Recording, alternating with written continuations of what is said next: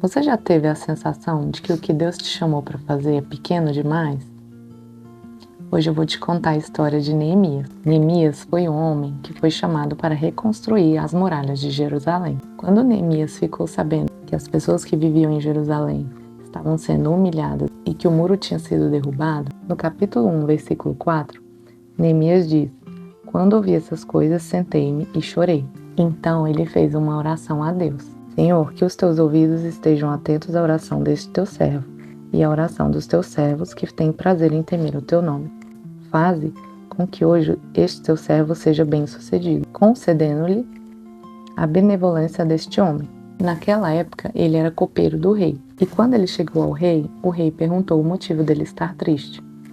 Então ele falou: "Como não estaria triste o meu rosto se a cidade em que estão sepultados os meus pais está em ruínas, e as suas portas foram destruídas pelo fogo?" Então o rei me disse: "O que você gostaria de pedir?" Então orei ao Deus dos céus e respondi ao rei: "Se for do agrado do rei, e se o seu servo puder contar com a sua benevolência, que ele me deixe ir à cidade onde os meus pais estão enterrados, em Judá, para que eu possa reconstruí-la."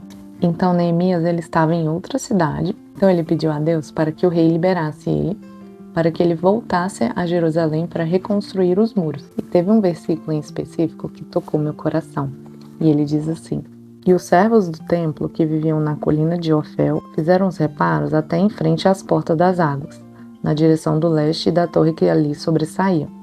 Depois dele, os homens de Tecoa repararam outro trecho, desde a grande torre até o muro de Ofel. Então era um trecho grande. Acima da porta dos cavalos, os sacerdotes fizeram os reparos, cada um em frente à sua própria casa." Então aqui a gente pode perceber porque às vezes a gente pode se comparar com a vida dos outros. Por que que aquela pessoa foi chamada para reconstruir um pedaço grande do muro, sendo que eu fui chamado para reconstruir só o muro que está na frente da minha casa? E aqui me veio um insight muito grande, sabe? Porque às vezes a gente fica querendo ser como Abraão, que teve uma grande promessa, ou como Moisés, que libertou os escravos do Egito. Mas Deus, ele se alegra quando você cumpre o que você foi chamado. Se você foi chamado para reconstruir aquele pedaço e você fizer aquele pedaço, reconstruir aquele pedaço com excelência, Deus vai se agradar da sua fé, do seu chamado, do seu sacrifício. Então você tem que se alegrar, porque todo o trabalho feito para Deus é significativo.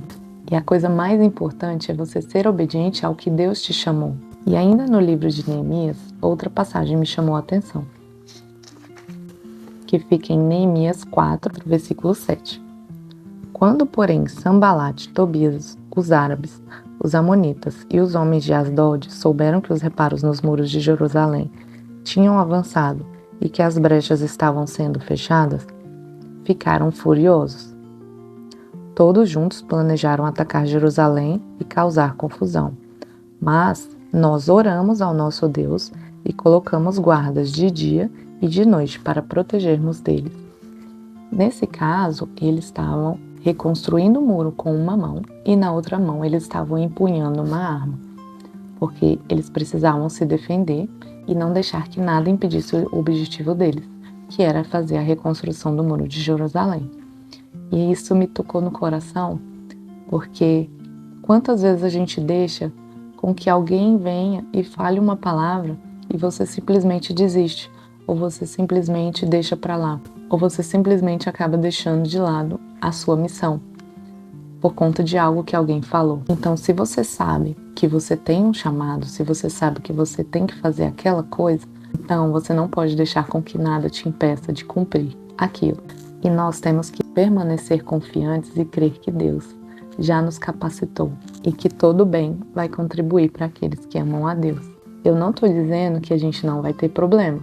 O que eu estou querendo dizer é que mesmo diante das dificuldades, das adversidades, nós temos que nos manter confiantes e crer que Deus tem o melhor para nós, se a gente não desistir. E sabe por que a constância vence a procrastinação? Porque você mostra para o inimigo que ele vai fracassar. Porque o inimigo sabe que a única maneira de vencer um crente é colocando dúvida no coração dele, ou colocando pessoas para te enganar ou te intimidar. Se você tem um coração blindado em Deus, nada vai poder te parar. O diabo ele não vai poder te ameaçar. Ele pode até tentar colocar medo, dúvida, depressão, ansiedade no seu coração, mas ele sabe que quem está firmado em Deus não se deixa levar pelas emoções ou pelas dificuldades. Jesus já morreu por nós, nós já somos justificados em Cristo. Então a palavra diz, em Cristo sou mais do que vencedor. Então você tem que colocar no seu coração, plantar essa semente e acreditar que com Deus você tudo pode. E essa foi a mensagem de hoje, espero que você tenha gostado. Espero que tenha sido uma sementinha que eu tenha plantado no seu coração e ela encontre um solo fértil e frutifique. Então, se você gostou, já se inscreve aqui no canal, deixa o joinha. Então é isso, fiquem com Deus, que Deus te abençoe